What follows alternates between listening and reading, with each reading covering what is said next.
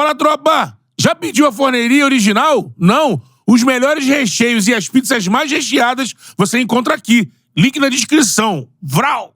A gente vai começar por onde? Botafogo. Então vai. 3x1. Chegou a estar 3x0, né? Sim. Com o Barranquilla.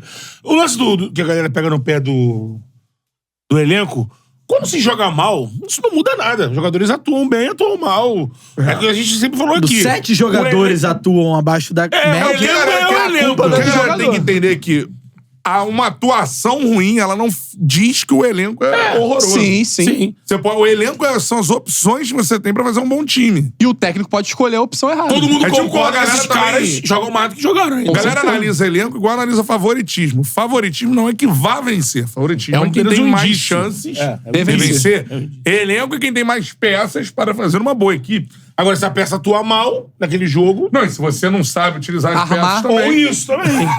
Mas aí você classifica que o Matias não soube utilizar as peças? Pra mim, o maior culpado da derrota do Botafogo Pra ontem mim foi o também. Fábio Matias. Fábio Matias. Porque o setor Com todo defensivo respeito, inteiro do Botafogo jogou mal.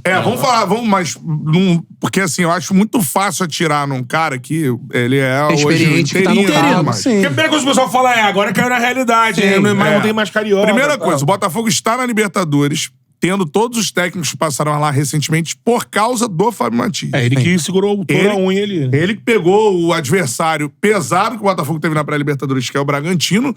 É um time que tem um trabalho a longo prazo, que no ano passado disputou o título brasileiro. Então, assim, o Fábio Matias, ele é o responsável pelo Botafogo estar na Libertadores.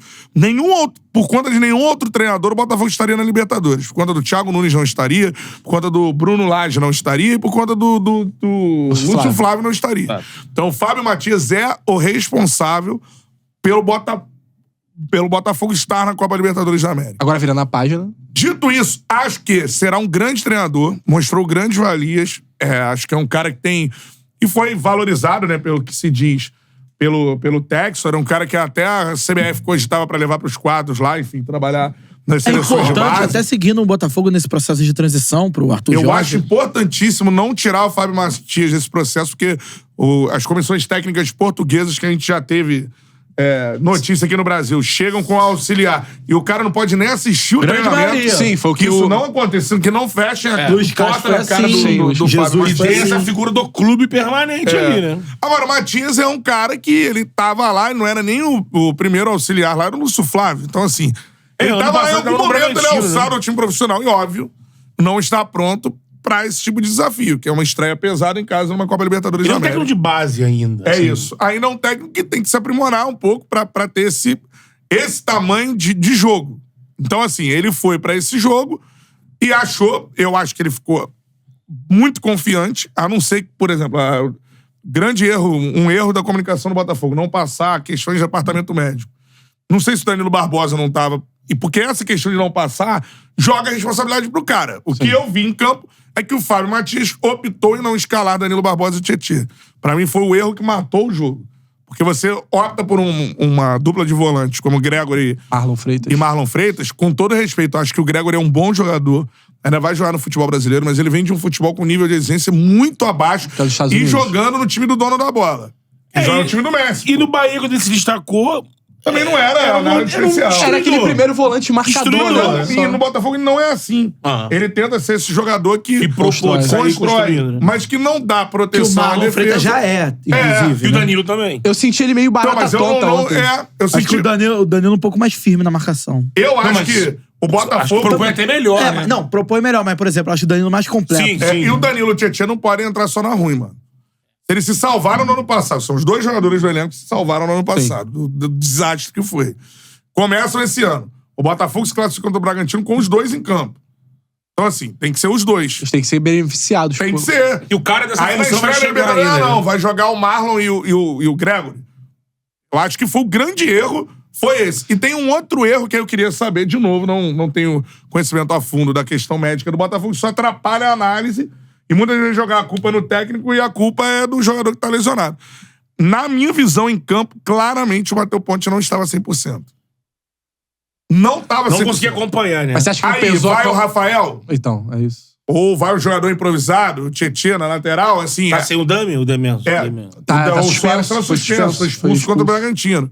Então, assim, esses pontos do Botafogo tornaram o Botafogo um time que tentou jogar no ataque e ficou extremamente vulnerável aos contra-ataques. Tanto pelo lado do Matheus Ponte, o Hugo não foi bem também, apesar de ter feito o gol também, foi um ponto vulnerável e o meio campo não existiu. Nele. E aí o Botafogo perdeu o jogo dessa forma. Assim, acho que pro Botafogo tomar 3 gols no primeiro tempo jogando em casa, independentemente de ser o Júnior Barranquilla, o River Plate, o Flamengo, o Fluminense, qual time for, não tem um erro só explicando, né? Sucessão de erros. Eu acho que o Cantarelli começou, partindo desse ponto que eu concordo com ele, da escolha da dupla de volantes, mas eu vi um Botafogo muito descoordenado entre ataque, meio e defesa. Então, assim... Acho que passa exatamente por aí. Se o ataque, por exemplo... Se o ataque, por exemplo, com o Tiquinho, o Júnior Santos, tentava fazer uma pressão alta...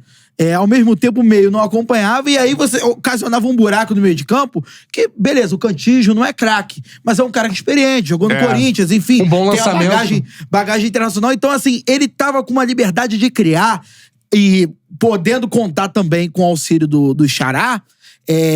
Como você tem jogadores tão experientes do outro lado, já vou chegar o Júnior Barranquilla tem essa característica de velocidade de contra-ataque há muito tempo. Sempre teve. Eu acho que eu narrei o Xará jogando contra o Flamengo em 2017. Sempre teve. Então, assim... Só que agora ele tá jogando de meio de armador, né? Mais pra trás. Mas veloz também. Não, segue veloz. E assim, todo mundo saberia que o Júnior Barranquilla ia vir pra jogar no erro do Botafogo. E assim, quando o Botafogo tinha a bola, era uma pressão como se o Botafogo tivesse que reverter um 3-0 todo mundo lá dentro. Todo mundo lá dentro. E às vezes o Júnior Barranquilla roubava uma bola, tinha 1 ou 2 jogadores do Botafogo atrás dele da bola. Por isso que eu entendo. Quando você joga diante de um time que tem o enamorado, que é muito veloz pela direita, o Xará caindo pela esquerda, e você tem um centroavante que sabe muito bem se movimentar, é fatal. Por isso que eu entendo o teu questionamento sobre os volantes. Eu entendo você falar que, pô, eu preferia o Tietê e o Danilo Barbosa do que o Marlon Freitas e o Gregory. Muito mais mas eu acho que vai muito além dos jogadores. Vai mais da postura do time. Eu acho que, independentemente dos jogadores que fossem, eles iam ficar perdidos. Porque o time tava muito exposto. O time tava muito, vamos pra frente, vamos atacar desde o início e tal. E atacando os 2 primeiros ataques do jogo são 2 contra-ataques que o enamorado fica cara a cara com o Gatito. Com o Gatito, Isso é bizarro, mas mano. também passa pela formatação no meio campo, cara. E quando porque o Botafogo na cabeça do Fábio Matias, com o Gregory em campo, ele ia ter a bola. E não ia perder facilmente pra contra-ataque. Isso não aconteceu. O Gregory errou. Ele pensou... Ele não conseguia reter essa bola. O Eduardo não conseguia reter bola, o meio-campo ficou inoperante. Quando você vê e além do meio-campo correndo atrás, amigo. Além do meio-campo ficar inoperante, por exemplo, o Danilo é um cara que ele dá sustentação à defesa. Sim, ele é quase um terceiro zagueiro, Você tem o Gregory, você não tem esse marcador. Então, assim, a defesa fica absolutamente vulnerável. Faltou uma leitura mais aprofundada da qualidade do Júnior Barranquilla pra saber que o Júnior Barranquilla não ia ficar com a bunda lá atrás o tempo todo. Então, assim... por exemplo, Mas é um time talhado. O Júnior Barranquilla é grande talhado pro contra-ataque. Não, beleza, Sim. talhado pro contra-ataque. Mas ele é uma... Você mata isso o quê? Eu não vou me atirar também. Vou fazer uma marcação meio segura um pouco. Mas não Hugo segura. Porque o cara tá esperando que você venha pra dentro. Ele tem que evoluir muito defensivamente. Olha só, não é porque é um time... Chega a ser ingênuo ele. Não é porque é um time talhado pro contra-ataque que ele vai ser igual ao Olímpia, por exemplo. Que foi jogar tanto aqui no Maracanã contra o Flamengo contra o Fluminense, o time todo lá atrás jogando por uma bola só. O time do Júnior é um time que a sua principal característica é o contra-ataque, mas ao mesmo não abre tempo mão do jogo. ele não abre mão do jogo. Quantas vezes você viu o Júnior se desfazendo da bola? Pouquíssimas vezes. Então, assim, é diferente do Alianza Lima que enfrentou o Fluminense. Claro, é diferente até do Milionários, que é um pouco superior ao Alianza Lima. Fala, Charludo! Gostou desse corte que você acabou de assistir? Se inscreve no canal aí, dá essa moral pro Charla aí. Vral!